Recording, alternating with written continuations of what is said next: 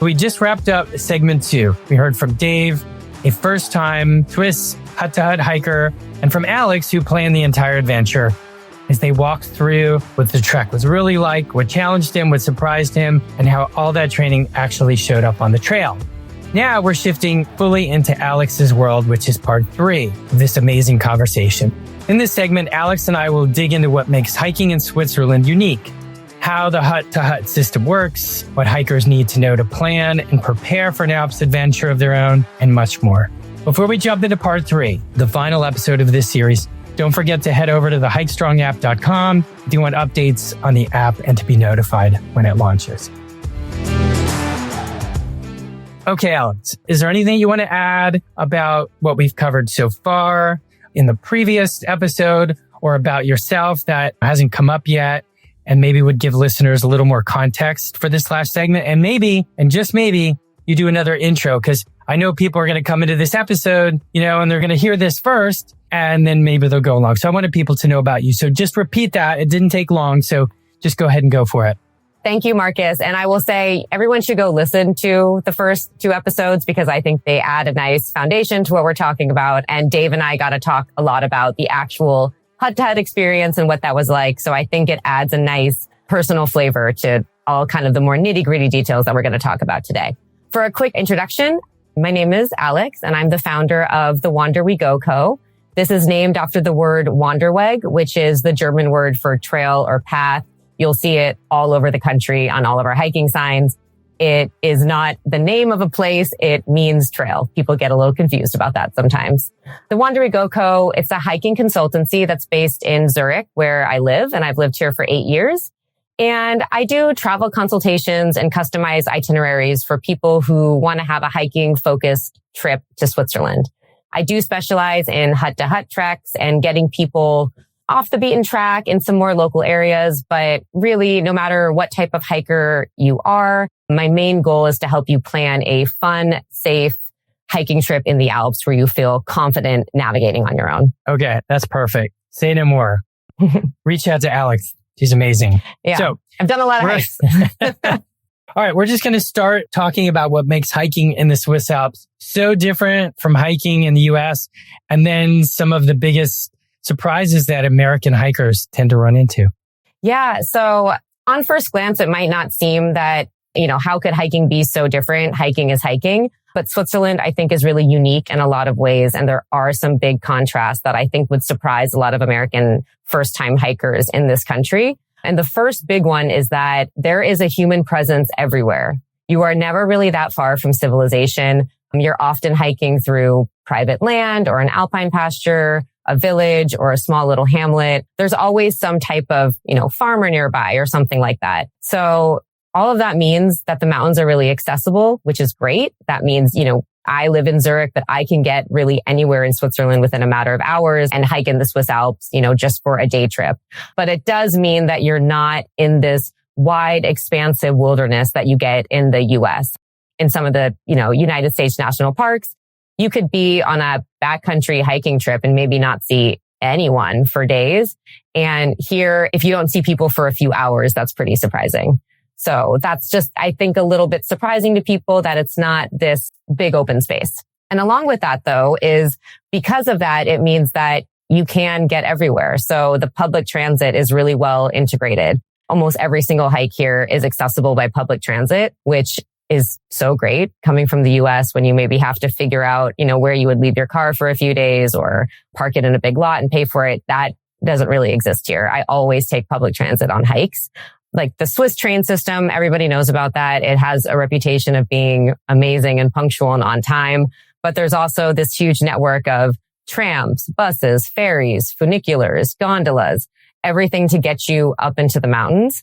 And logistically makes it really easy to get around, but then plays into this fact that you're always going to see maybe some signs of, a chairlift somewhere or something like that. Yeah, perfect. Let's segue into talking about the Swiss trail rating system. Yeah. How should hikers match trails to their fitness levels? Yeah, so that's another great thing about Swiss trails is that there are standardized trail signs throughout the country. So there's not like a patchwork system. Trail categories apply to the entire country, which is really great. So you know kind of exactly what type of trail you're getting on. They break down their trails into these 3 color-coded categories. This is the easiest way to think about it. So the first, they're just called hiking trails, but these are yellow trails. These are your WanderWeg, your hiking paths. Anyone with basic fitness can handle these types of paths. They are well maintained. You just need really regular walking shoes. You don't even really need hiking shoes for these trails. There's no scary exposure, drop off. The terrain is pretty flat, not really that rocky. And those are really family friendly trails and they're marked in yellow. So you know exactly what those are. The standard hiking trails are called mountain hiking trails. And those are marked as red or red and white. And these are the more demanding kind of classic, what you think in your head of hiking trails. These are what that is. These can vary in how difficult the terrain is, but in general, these trails, you don't need any sort of special equipment. You just need hiking equipment. So boots and hiking poles and you'll be fine. It's not like Via Ferrata. It's not rock climbing or scrambling. It doesn't mean that they're not going to be demanding hiking and you need the physical endurance for them, but you don't really have to worry about getting into any potentially very dangerous areas. There are alpine trails, which are also very well marked in Switzerland, but those are really for people who have, deep experience hiking, maybe almost on the mountaineering level. Again, there's a variation in these trails as well, but this does mean you could potentially be crossing a glacier. You might want to have some fixed ropes or something like that. So it's really nice because these are all very well marked with these colors. So you would know right away if you went from a yellow trail to a red trail or vice versa. And then they mark and they show you're entering an alpine path. You need to make sure that you have all of the gear. That said, I will say that Switzerland does take a very self-sufficient approach to hiking. So you do need to be aware of your abilities before you get on the trail. There aren't going to be as many barriers or signs or things like that. If you're going on a mountain hiking trail, you need to be aware that that's what that is. And you need to make sure that you have the appropriate hiking gear. They make it very clear, but also they're not going to stop you. So you just need to be prepared to make that assessment on your own. Okay. So that's a perfect segue. So obviously you have to be able to get to the huts. Okay. Yeah. And that's what I want to talk to you about right now. So for someone who's never done a hut to hut trek, can you explain what a mountain hut actually is?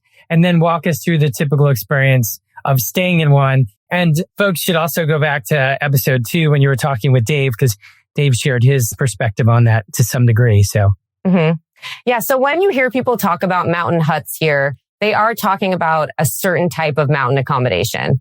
I say this because when you do a multi-day hike in Switzerland, there are many places you could stay on the trail. You could stay in villages, down below in a valley. You could stay at a guest house, or you could stay in these mountain huts. And these are generally huts that were built. Some of them date back to like the 1850s or early 1900s. And they were built for the first kind of mountaineers and kind of high alpine farmers in the area. They've obviously been renovated since then. So they're not structures really from the 1850s.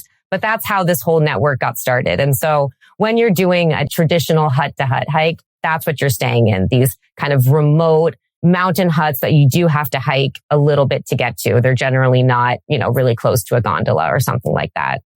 They are all unique and then they all have their own flavor, but in general, you can kind of expect a similar experience when you're in one. Obviously, you hike for a few hours, and a fun thing that I always do in a group is who can spot the Swiss flag first. All the huts will have a Swiss flag, and sometimes you'll see it and it's much further than you want it to be. Sometimes you just turn a corner and you're like, wow, there it is. And sometimes you see it and you're like, oh, that is not as close as I wish it was. But you arrive there after a long day, you kind of drop your boots, you put on the house shoes that are normally Crocs or something. There's normally a wall with a bunch of Crocs in different sizes, and you slip those on. And I always like to get to huts in the late afternoon so you could like hang out on the terrace. They normally have a nice terrace, or if the weather's bad, you can kind of hang out inside. And you always want to get there before dinner. So dinner is always included in the half board hut stay. And it's always at a set time, which is normally 6:30, which might seem early to some people, but I mean, for me, after hiking all day, I am sitting down at like 6 o'clock ready for that food to come. And it's family style, which is really great. And it's always a 3-course meal, which is really hearty. Sometimes 4 courses, like you get a soup or a salad, sometimes both, and a main course and a dessert, which feels a little bit luxurious, I think, having this amazing home cooked meal, really hearty meal that you can share with your fellow hikers. Lights out is always at 10 p.m. because people have to get up early the next day. Some people are summiting a mountain if you're in that type of area. But otherwise, most people are waking up at some point to do a hike or going to be doing a long hike the next day. So you sleep in dorms. You're never going to get that great of sleep. I just have to be honest about that. I always tell people to bring earplugs and an eye mask, but a dorm is a dorm. So that's just something you need to be prepared for. You probably won't be showering. I always hope for an alpine lake along one of my paths so that I could rinse off there. That's all part of the experience, I think. You wake up early, you have breakfast, and then you do it all again the next day. Sounds like fun to me. All right. So how do you book the hut?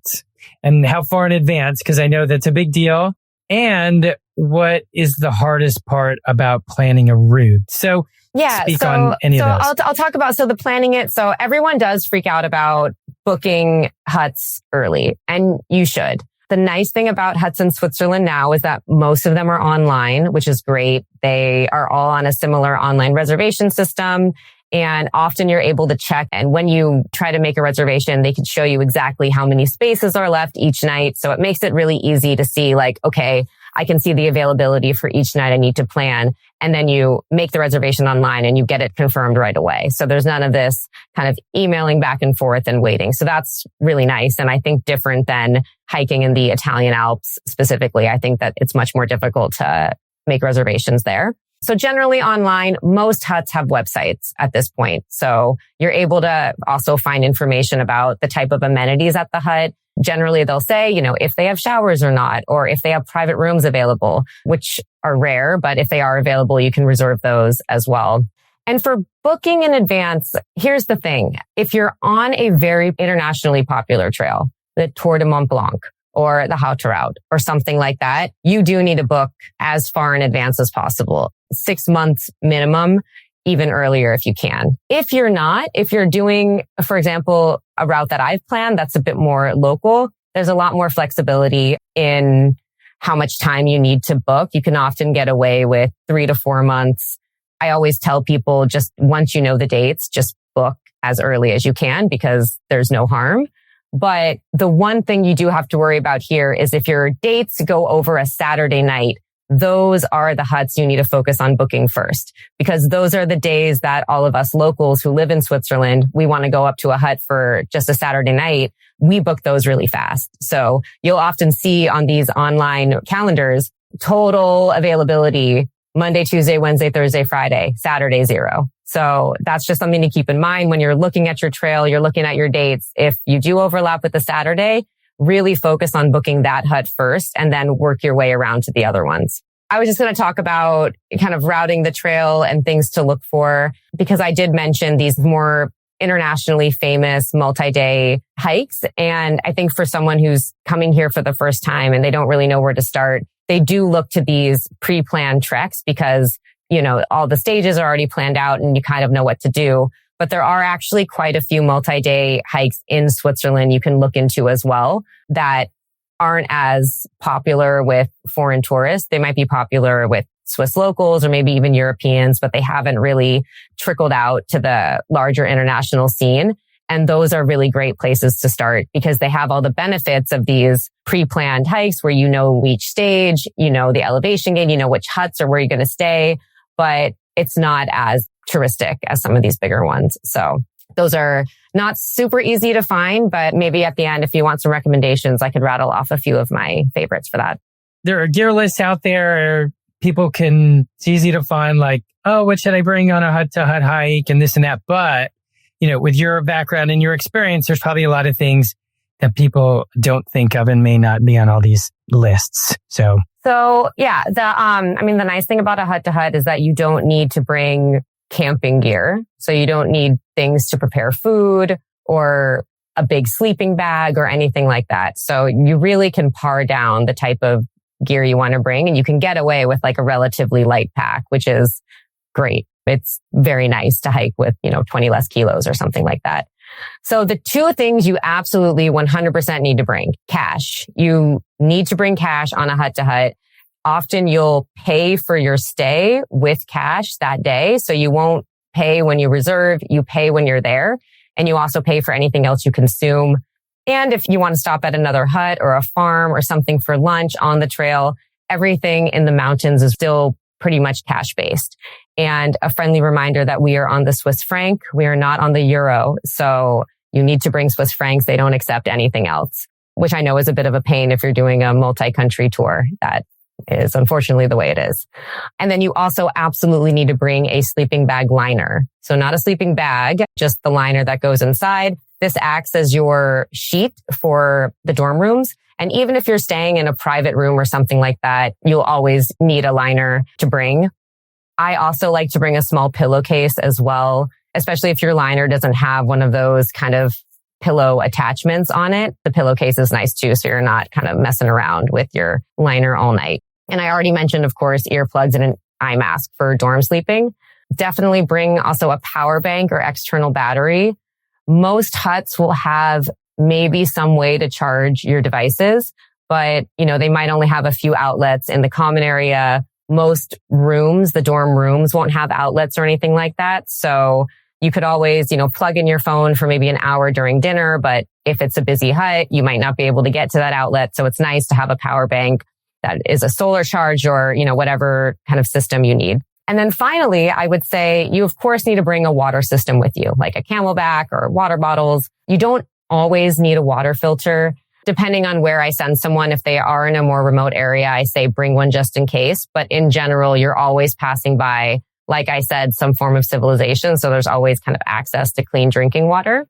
But you should bring a second small bottle because at the huts, there's this thing called marching tea. And it's this like sweet punch tea type of concoction that's really common in the huts.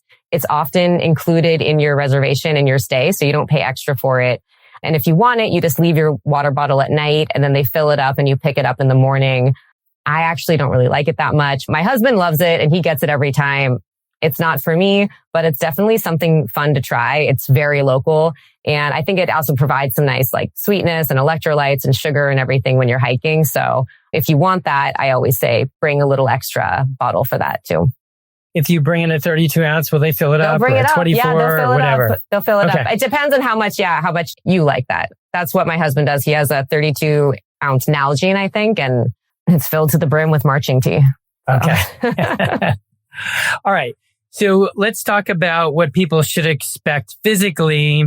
And I guess kind of slide in there. What's the elevation gain like in the Alps compared to the US, Yeah. So in terms of raw elevation gain, I think that the Alps and major US mountains are really comparable. Like you can find big hikes in both places. And a typical Swiss hut-to-hut hike, you're looking at 2,000 to 4,000 feet of gain, which I think is like standard for a big hike. The difference is that in the Alps, the elevation gain just happens over a much shorter distance. So you're just going up and down much more steeply than you might be used to in US trails.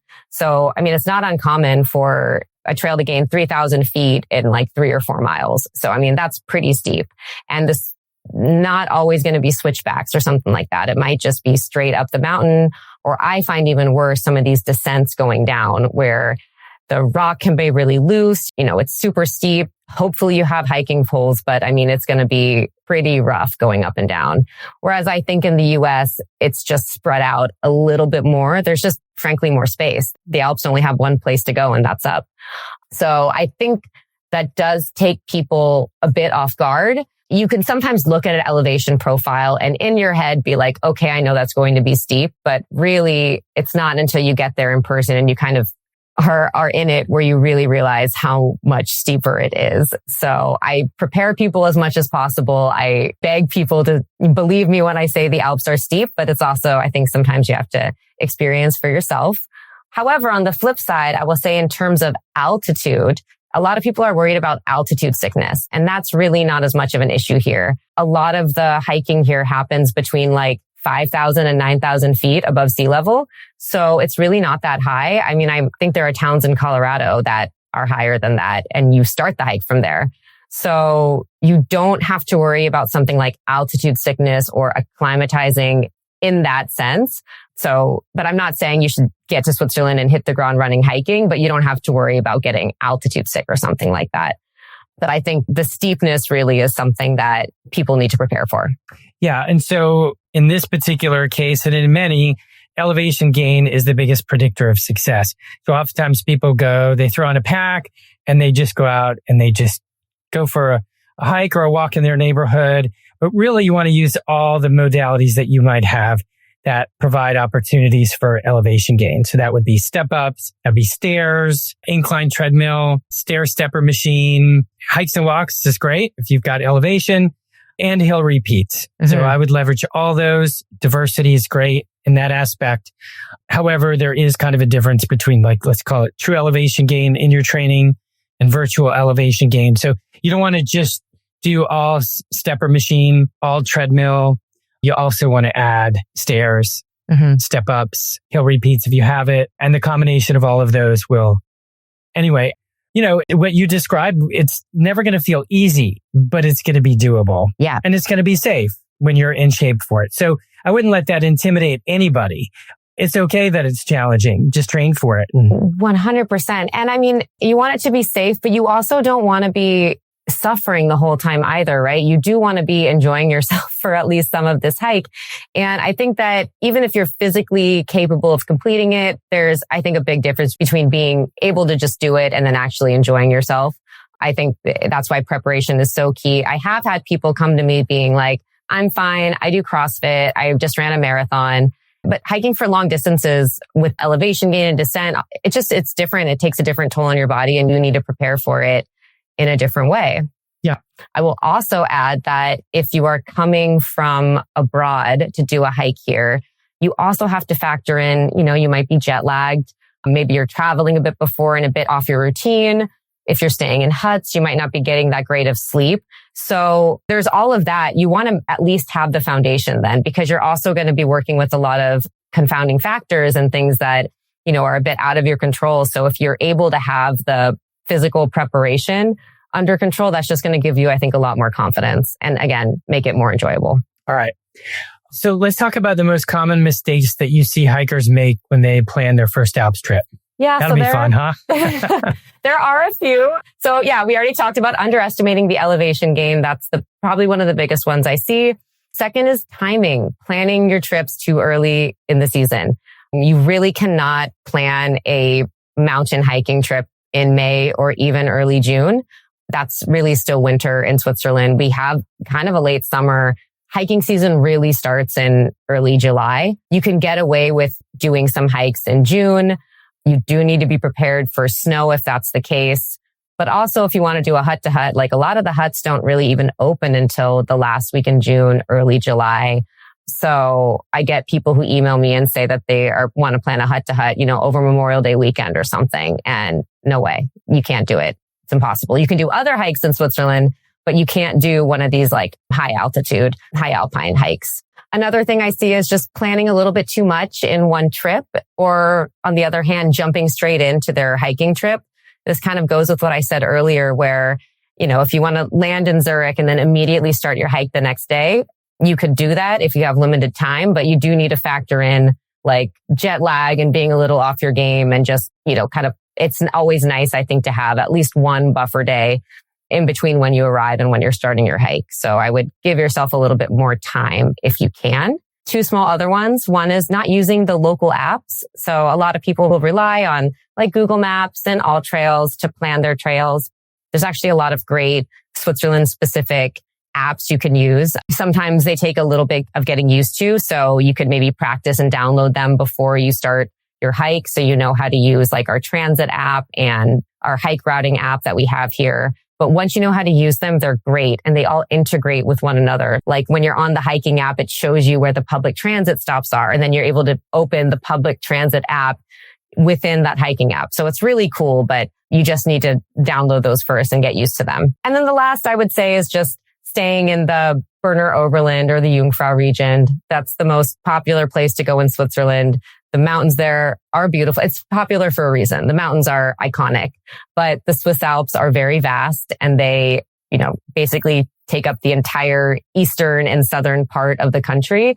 And there's a lot of great opportunity to explore more local gems and off the beaten track trails. I mean, I know it's difficult to find some of these hikes, but I can guarantee you they are well worth it. All right. So now let's get into the routes and the areas that you recommend, your favorite hikes, hut-to-hut trips. I'd love to just recommend 3 multi-day hut-to-huts that people could look into if they're looking for something like this that I've done. The first is a trek called the Alpine Passes Trail. And so this is actually a multi-stage route. I think there's over 40 stages. So you're not going to do this whole thing in one trip, right? It starts in St. Moritz in eastern Switzerland and it ends in Geneva. So it goes, as the name says, over all these different alpine passes.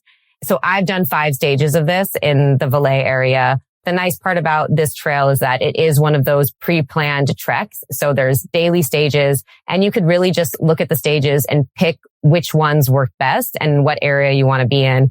Because of the public transit system, you can easily get to and from, most of these starting points. So that is a great place to start if you're looking for that really kind of mountainous, high alpine scenery, but you don't want to do something like Tour de Mont Blanc because it's too busy. On another note, there's a trek called the Kesh Trek. This is another 3 to 4 day hut-to-hut route. It's in an area called Graubünden, which again is in eastern Switzerland. I like to think of this as the Goldilocks trek. It's not too hard. It's definitely not easy, but I think it's a really great introductory tour for someone who's never done a hut-to-hut. Even if they've never hiked, as long as they've done the proper hike training for it, anyone can do it. There's no technical difficulty. And it's a little off the grid. It's actually quite far from civilization. So it's actually one of these rare 3 to 4 days where you'll be mainly in the mountains. You'll be passing by a few farms and some very, very, very small villages. But for the most part, there's no ski infrastructure or roads or gondolas that go through it. So like I said in the beginning, that's kind of a rarity in Switzerland. So that's a really special one. And then finally, there's the Tour des Combines. So this, I actually do think of this one too as the sister trek to the Tour de Mont Blanc. It's a similar style where it circumnavigates a big mountain. But again, it's one of those trails that has not attracted international fame yet. So you do get, I think, a lot of the same big mountain views, villages, classic Swiss views that you get on the Tour de Mont Blanc, but I mean, with very minimal people. And that one is a more demanding tour, not technically, but it is very intense with the elevation gain and descents and the steepness. So I would recommend that to more experienced hikers. But if you're an experienced hiker and you haven't planned a hut-to-hut in Switzerland, that is a great one to look into. Okay. And what's the one that Dave did? And people can go back and listen to that in episode 2. So Dave's trek is actually, there's no name for it because it was me just stringing together a couple of my favorite huts, but it is in the region of Uri, which is in central Switzerland. It's near Lucerne. And that's kind of a town people are familiar with, but it's a very, I don't want to say underrated because obviously the people who live there love it, but I think it gives the same exact views you would get in the Jungfrau region with literally no tourists at all. If you really want an authentic local hut experience, this is the region you want to hike in. And he stayed in 3 huts called the Treschhut, the Etzli-Hütte, and the Windgallen-Hütte. The Windgallen-Hütte in particular is a really special one. The location is incredible. And like Dave said, the sunrises and sunsets from that hut are truly spectacular. And, you could just do that as a single overnight if you wanted to as well, because it's really accessible. So I highly recommend that hut. Well, I think that's just shows the breadth of your knowledge. You just named 3 amazing multi-day hikes. And here I ask you about Dave's, and yet you didn't even mention it. It's wonderful. Only with your experience were you able to kind of string it together and make that a wonderful time for Dave. So I think this is a perfect time for you to share with people how they can get in touch with you and how you can help them plan a Swiss hiking trip. So, yeah, thank you. So you can find more information, of course, on my website, the WanderWeGo Co.com. That's where you can find information about me and my services. The two main things I offer right now are consultations and custom itineraries. The consultations are video calls with me for 1 hour. I always ask you to fill out a survey first so I can give you really targeted recommendations for the type of trip you're looking for. And then it's just an hour we can talk. I can answer your questions. I can go through some of these tricky tools like the SAC Hut site or SBB and our transit app and how that works. And I think it's just helpful for people to either get started on their planning or even, if they've already planned it and need someone to check their itinerary or just kind of give them some last minute guidance before their trip. And then I also have custom itineraries, which is what Dave did. And this is mainly for people who want to do a hut-to-hut hike or a series of day hikes, but I would say mainly for people who want a hut-to-hut. And I plan out the entire route for them. I also have a free hiking guide on my website right now. So if you go to my website, you can download that. Those are just 10 things that you might want to know before you start hiking in Switzerland. And you could also find me on Instagram at WanderWeGo Next. That's just where I share a lot of the hikes that I'm doing right now. So if you want like hike inspiration or just want to see what life is like in Switzerland, you can check me out there. All right. And the website, say that again. The WanderWeGo Co.com. Got it. The WanderWeGo Co.com. Yeah. Okay. All right. Perfect. Any last words? Anything else on your mind? I mean, that's it. I would just say if anyone's interested in doing this, I get that it's overwhelming. I know how much work it takes to plan hikes and hiking trips. I do it for myself. So I get it. But if anyone's like interested in doing a hut-to-hut, I think it's one of the most special experiences you can have in the Alps. It might be a little uncomfortable, might be a little challenging, but you'll never regret it. And I think you'll have a great time. So if you're thinking about it, you should just do it. All right. And that's a wrap on our 3-part series. If you didn't catch all the episodes, go back and listen. They're connected in a really fun way. So thanks for hanging out with Alex and me, and I'll be in touch, Alex. Thank you. Thanks so much. That concludes this episode of the HikeStrong podcast. I'm committed to keeping all of the episodes for free. All I ask is that you subscribe to the podcast and leave a review. And don't forget to share this podcast with your friends. My goal is to build a vast community of hikers with the confidence to crush any local or global trail. I hope you will join me in this endeavor. So until next time, train, hike, repeat, and as always, I'm here to support you every step of the way. All right, well, there you have it. Cool. That's going to be amazing. Yeah, that was fun. Yeah, it'll be like all the things that you're in your mind. I could totally tell you're like perfectionist. This is why you're so good at what you do. When you see it, you'll be like, okay, I got it. Yeah. It'll totally come together. Cool.